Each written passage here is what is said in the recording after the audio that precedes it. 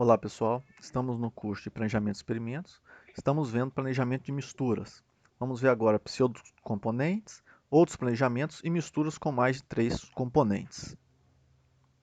Então na prática, os problemas de otimização de misturas normalmente requerem a presença de todos os componentes para que tenhamos um produto aceitável.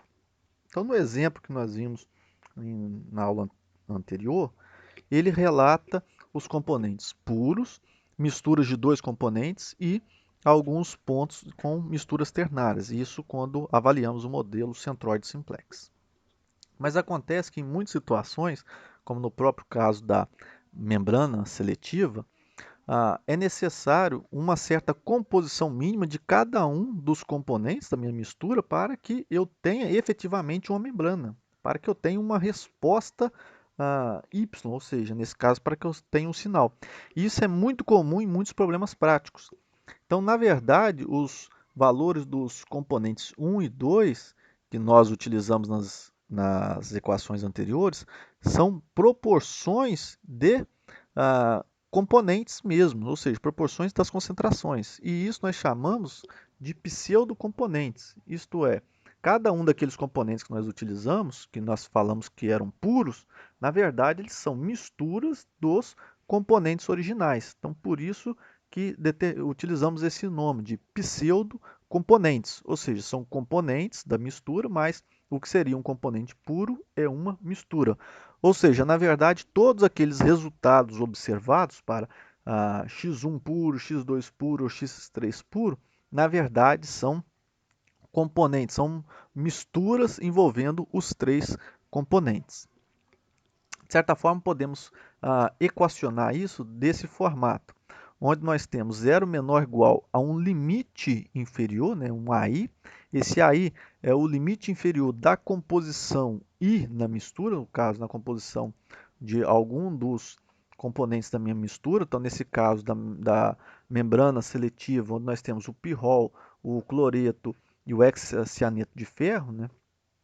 Então, seria o valor mínimo que cada um deles deveria ter na composição da membrana.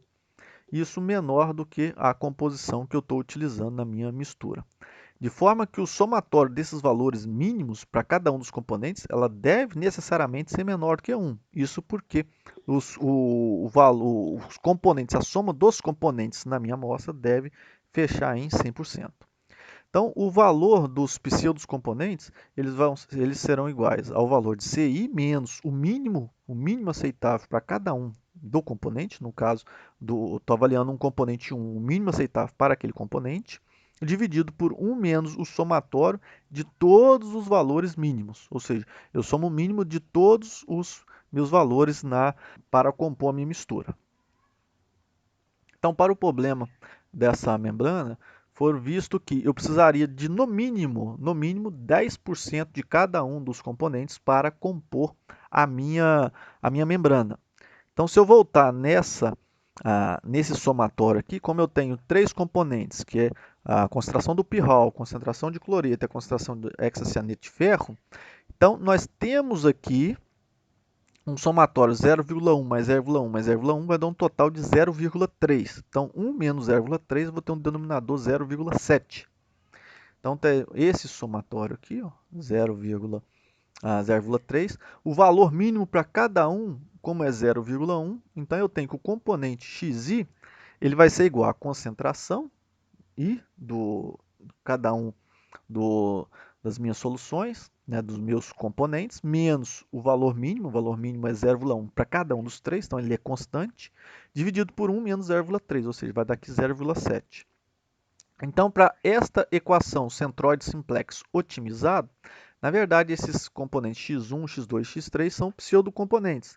E as concentrações reais, ou seja, as composições reais na mistura que eu estou avaliando, ela vai ser dada por o pseudocomponente x1 vai ser igual à concentração do pirrol menos 0,1, que é o valor mínimo para o pirrol, dividido por esse denominador, 1 menos o somatório de todos os valores mínimos, ou seja, todos os valores AI. Isso vai ser igual para o x2, que é onde eu estou avaliando a concentração de cloreto, e igual para o x3, que eu estou avaliando a concentração do hexacianeto de ferro. substituindo estes valores x1, x2 e x3 nesta equação centroide simplex, então nós teremos esta outra equação, então substituindo o valor de x1, x1, x3 e x1, x2 e x3 com seus respectivos coeficientes, temos essa equação. Resolvendo essa equação, então nós teremos essa outra equação que aqui sim está em função das reais concentrações de cada um dos meus componentes, ou seja, a composição de cada um dos meus três componentes na mistura. Lembrando que o xi é igual a ci menos 0,1 dividido por 0,7 para essa situação. Então, esse modelo representado aqui, que é o centroide simplex, o que antes estava desse formato, ele passa a ser esse formato aqui, onde nos vértices do meu triângulo equilátero, agora não são mais componentes puros, o que antes eram os pseudos componentes puros. Agora eu tenho uma composição mínima. Então, o que seria somente o componente 1 puro, né, no caso aqui o pseudo componente 1, agora é uma mistura envolvendo os três componentes. Então, 0,8 do pirrol, 0,1 do cloreto e 0,1 do hexacianeto de ferro. Então, o mesmo equivale aqui para as misturas binárias e aqui para os outros vértices do meu triângulo equilátero. Ou seja, essa representação aqui, na verdade, em termos reais dos componentes, eu tenho essa representação. O interessante de trabalhar com os pseudos componentes, nós podemos ver que é muito mais fácil trabalhar dentro dessa região. E aqui fora, entre a real composição e a região experimental investigada, podemos ver que aqui não temos nada.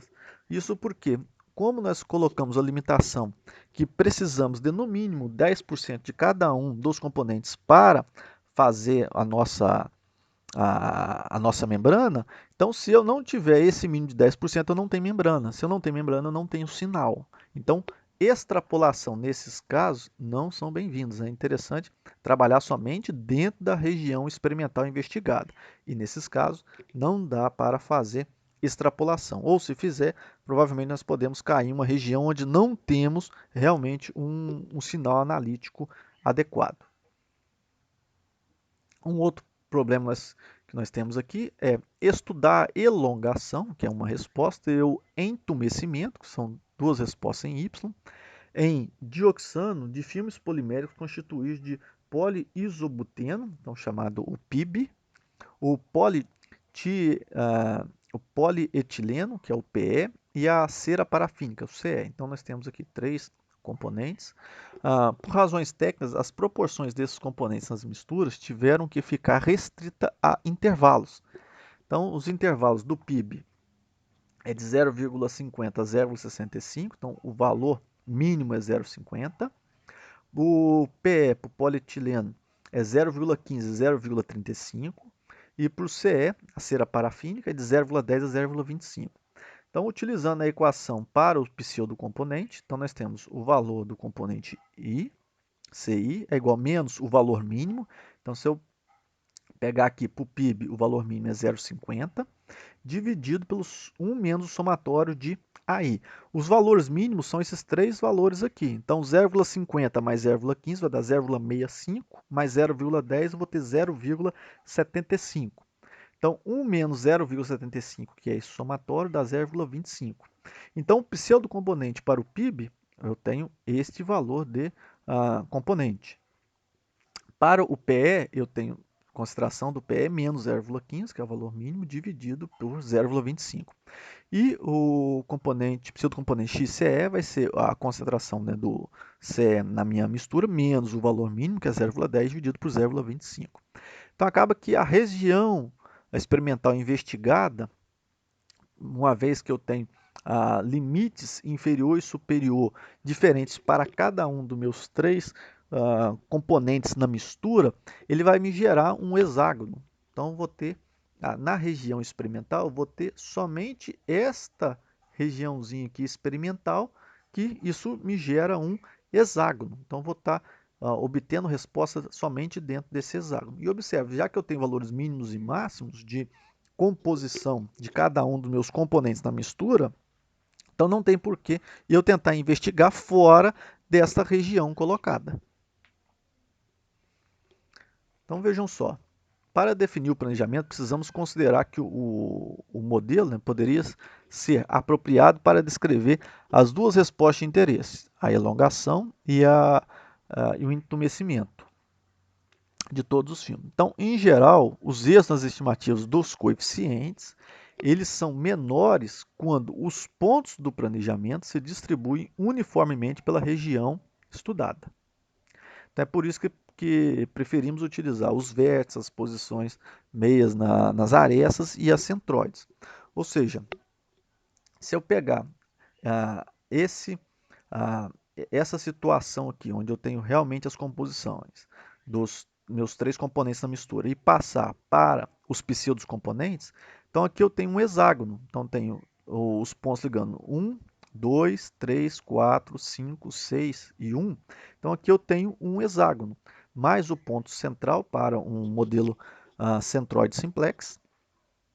Então aqui eu formo, somente com esses 6 pontos aqui, eu formo hexágono. Lembrando que cada um desses pontos são misturas, mas em pseudocomponentes eu tenho esses pseudocomponentes puros.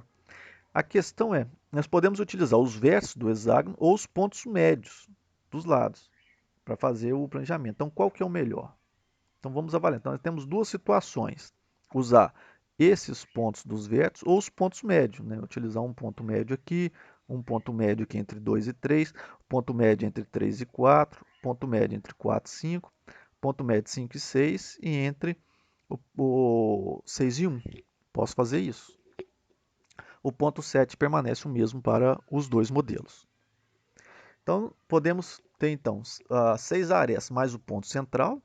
Então, nas 6 arestas, para esse ponto aqui, eu vou ter em pseudocomponente 60% de x1, 0 de x2 e 40% de x3. Aqui eu estou chamando de x1 do PIB, o x2 o pseudocomponente PE e o x3 o pseudocomponente CE. Então, como eu estou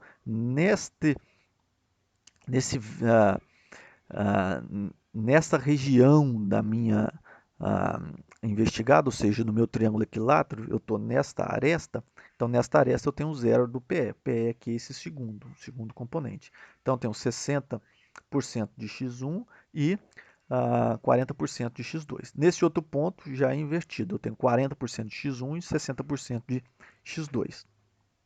Depois, para o ponto 3, então agora eu tenho zero do PIB. Ou seja, 0 de x1. Então, tem 40% do CE e 60% do... Desculpa, 40% do PE e 60% do CE. E o ponto 4, também eu tenho 0% do... Já que eu estou nessa área, 0% do PIB. Aqui eu vou ter 80% do PE e 20% do CE. E aqui o ponto 5, também continuo, né, como eu estou nessa linha, eu tenho 80% do PE, agora eu tenho 20% do PIB, já que eu estou nesta área essa, eu tenho 0 do CE, o mesmo 0 do CE para o ponto 6. Então eu vou ter agora, nesse ponto 6, para este ponto 6, nós teremos 60% do PIB e 40% do PE. E o ponto central é o mesmo aqui, 0,3, 0,4 e 0,3. Isso para um planejamento A. Se eu for avaliar um planejamento B, eu vou pegar os pontos médios. Então aqui eu pego o ponto médio entre 1 e 2. Então se eu olhar aqui entre 1 e 2, pego esses dois aqui e eu pego a média entre eles, então vai ter 0,5, 0, 0,5. Então 0,5, 0, 0,5. Depois a média entre 2 e 3. Então pego entre 2 e 3 aqui e tiro a média. Então 0,20, 0,20 e 0,60. Então 20, 20, 60. Então faço isso para todos, exceto o ponto médio. Então aqui eu tenho 6 pontos médios das arestas mais o ponto central. O ponto central permanece o mesmo. A questão é qual planejamento utilizar, o A ou o B? Ora, como nós vimos, a equação que nós utilizamos é essa daqui, para estimar o erro padrão experimental. Uma parte dele advém dos valores medidos, os valores de y, que é a variância experimental ponderada. A outra parte advém da matriz de contraste, que é a inversa de x transposta x. Este valor aqui vai me gerar um valor constante, posso chamar assim, um valor constante, porque ele advém do planejamento que eu estou utilizando. Então, se eu definir meu planejamento, eu já sei qual o valor que eu vou utilizar ali. Ou seja, como nós planejamos para depois executar, na medida em que eu faço planejamento, que eu vou colocar cada uma daquelas condições experimentais, eu já posso ir no computador e calcular quanto que vai ser o valor da inversa de x transposta x, já que o x é a minha variável controlada, eu tenho esse valor controlado. Então, antes de ir para o laboratório, eu sei quanto que eu tenho, quanto que eu vou colocar, em quais condições que eu vou fazer o meu experimento tendo essas variáveis x. Ou seja, então isso aqui já é um valor constante. Vamos ver como que fica cada um dos planejamentos A e B. Então, o planejamento A, eu tenho esta matriz, e o planejamento B, esta outra matriz. Então, aqui no MATLAB, eu vou desenhar, vou colocar a matriz A. Então, coloquei aqui a matriz A com o ponto central e fiz aqui um modelo simplex em rede. Eu não coloquei o modelo simplex centroide, né, com 7 coeficientes, porque o último coeficiente, os coeficientes, de certa forma, eles são independentes. Então, tanto no modelo simplex em rede quanto no modelo centroide simplex, os 6 primeiros coeficientes do modelo, que são referentes aos termos, os componentes puros, no caso aqui pseudocomponentes puros, e as misturas binárias dos pseudocomponentes, serão o mesmo. Então, eu tenho essa primeira matriz, essa matriz XA, ela está aqui. Vamos para a matriz XB, que é os 6 pontos médios mais o ponto central. Então, temos aqui a matriz XB. E o que eu vou fazer é calcular o valor da diagonal da inversa de x transposta x. Então, tanto para XA quanto para XB. Então, isso eu vou chamar de erro A e erro B. Então, eu tenho o valor de erro A e o valor de erro B. Então, vamos olhar como que ficou os valores de erro de A. Então, para o valor de B1 asterisco, eu vou multiplicar uma constante, né, para calcular a variância experimental. Eu vou multiplicar um valor de 18,55. Para o B2 asterisco 2,86. Para o B3 asterisco 18,55. Para o B1,2, 120. Para o B1,3, tudo asterisco, 185, e para o B2,3 asterisco 120. Agora vamos ver para o erro B. Observe que agora para o erro B os valores parece que aumentaram bastante. Então vamos voltar aqui. Então vou fazer o seguinte, vou colocar o erro de A, o erro de B e quanto que o erro de B é superior em porcentagem ao erro de A. Então vamos fazer isso. Agora tem uma medida de erro. Então a constante para o B1 asterisco no planejamento A é 18,55, para no planejamento B 40. Então tem um aumento de 116% aproximadamente. Agora para o coeficiente B2 asterisco, tenho 2,86 para o planejamento A e 4,84, né, que é essa constante para o planejamento B. Ou seja, eu estou aumentando, estou inflacionando o meu erro experimental. Isso aqui eu aumentei em 69%. Esses aqui, observe que todos os valores aqui eu estou aumentando, do B em relação ao A, para o coeficiente B3 asterisco em 116%, para o coeficiente B12 asterisco em 49%, para o coeficiente B13 asterisco 185% e por último 49% para o coeficiente B23 asterisco.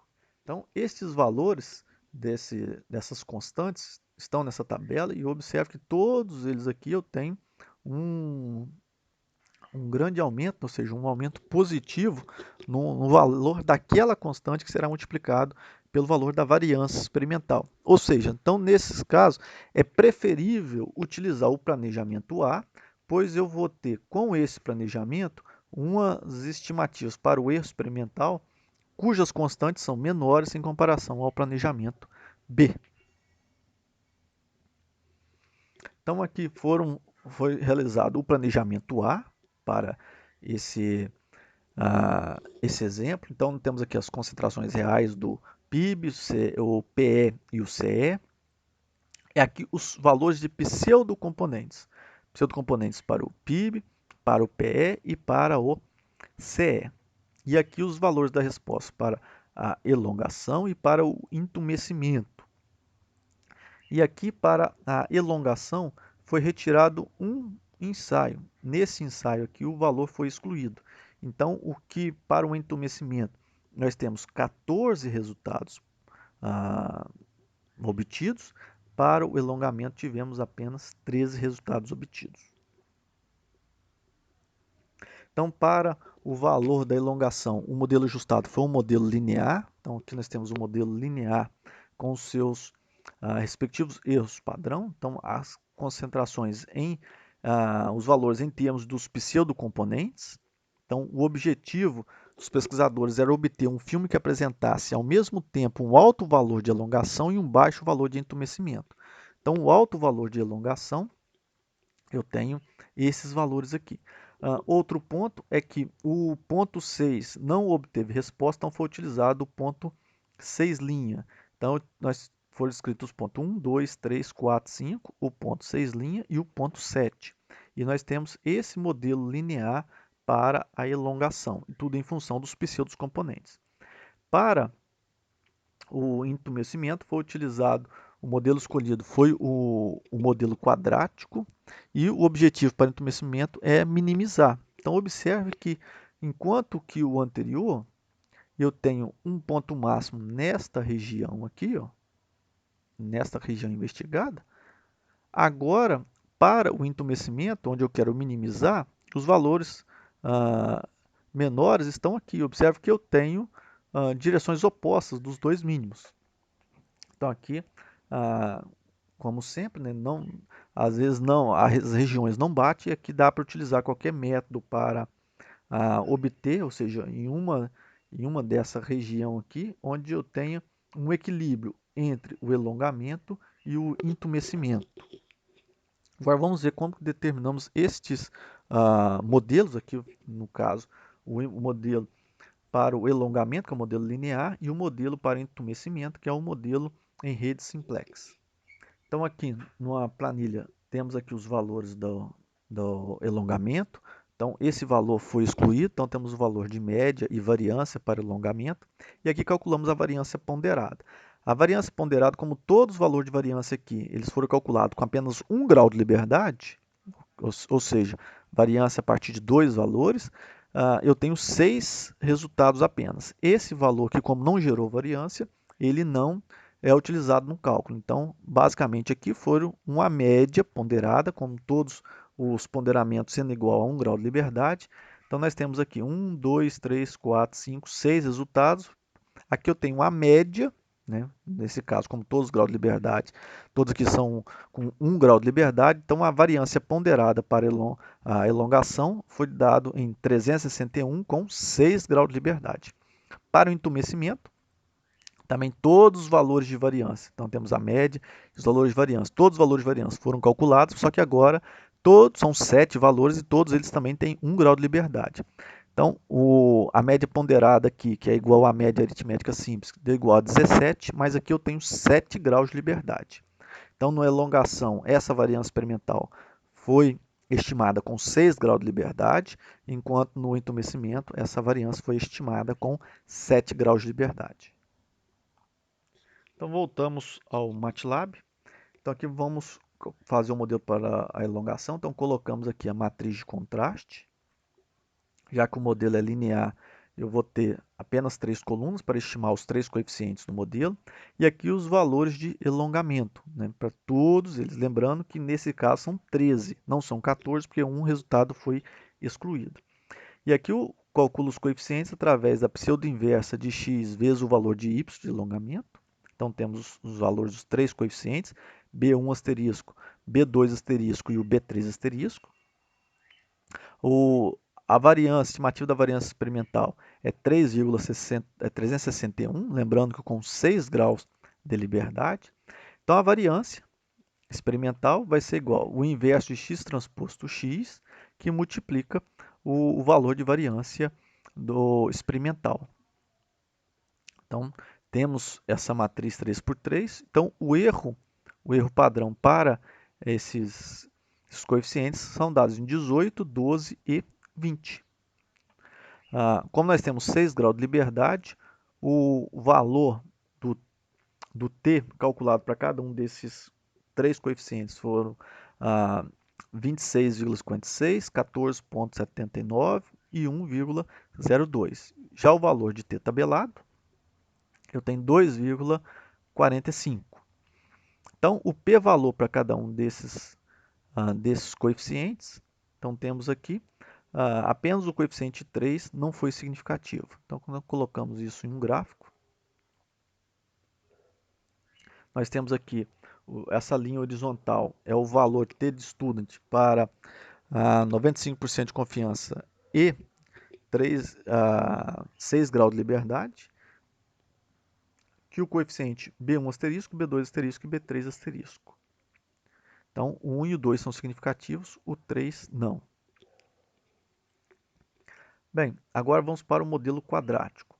Então, o modelo quadrático foi feito com 6 coeficientes, que é o modelo simplex em rede, e agora nós temos 14 ensaios, porque agora não foi excluído nenhum resultado para o entumecimento.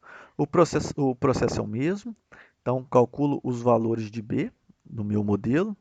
Agora são 6 valores dos coeficientes B, então os 3 para os lineares, os 3 para as misturas. E o valor da variância experimental, nós vimos, é 17 com 7 graus de liberdade. Então a variância experimental, eu tenho a matriz 6 por 6, e o erro, calculando o erro, eu tenho o valor do erro padrão da média para os coeficientes lineares e para os 3 coeficientes de interação. Então temos 7 graus de liberdade, os valores de t calculado para cada um dos coeficientes. Então os 3 primeiros são bem elevados, os 3 de interação já são menores, e o valor de t tabelado, agora com 7 graus de liberdade, 95% de confiança, deu 2,36. O p-valor calculado para eles, então todos os 3 primeiros os lineares, eles possuem valores significativos. Já o coeficiente B12 e B13 estão ali próximo. O B23 também deu significativo com 95% de confiança. Misturas com mais de 3 componentes. Então, os modelos para mistura contendo mais de 3 componentes são simples extensões dos modelos para 3 componentes. Para o caso geral, onde nós temos Q componentes na mistura, os modelos linear, quadrático e cúbico são dados respectivamente. Então, esse aqui é um modelo linear, que é o somatório de BI asterisco XI. O modelo quadrático, onde nós temos o modelo linear mais o incremento das interações, vamos dizer assim, binárias entre x1 e x2. Então, eu vou ter o somatório de i menor ou igual a j até que, dentro do somatório, j vai ser b i j asterisco xi xj.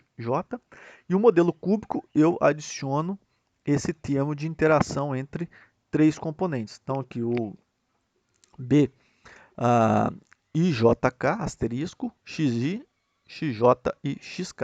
Então, observe que eu só vou adicionando coeficientes ao modelo, quando eu saio do modelo linear, quadrático e cúbico.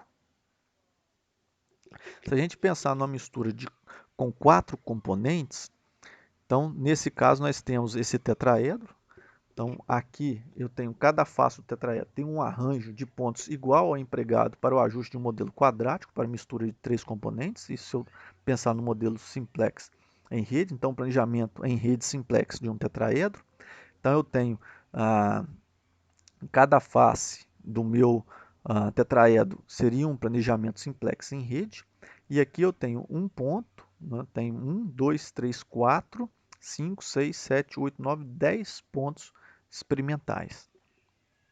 Se eu pensar num planejamento centroide simplex, ou seja, onde cada face seria um planejamento centroide simplex do meu tetraedro, ou seja, cada face do tetraedro é um planejamento centroide simplex, então nós teríamos um total, além desses 10, teríamos mais 1, 2, 3, 4 ensaios, então teríamos um total de 14 ensaios. Então, se quisermos acrescentar um modelo, um termo de quarta ordem, já que eu tenho uma mistura contendo 4 componentes, então precisamos fazer pelo menos mais um ensaio na composição especificada pelo ponto central do tetraedro. Então seria x1, x2, x3 igual a x4, que seria um quarto.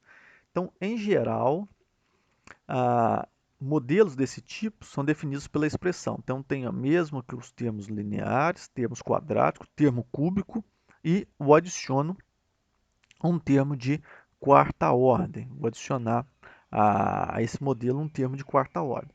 Então, o modelo geral, eu teria isso aqui. Então, temos os modelos aqui, os coeficientes para o modelo linear. Então, vem até aqui, são 4 componentes.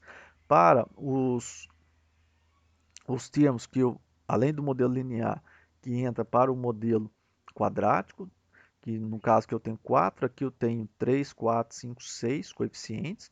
Para o modelo cúbico, tenho mais 4 coeficientes e mais um coeficiente que é o definido para a quarta ordem.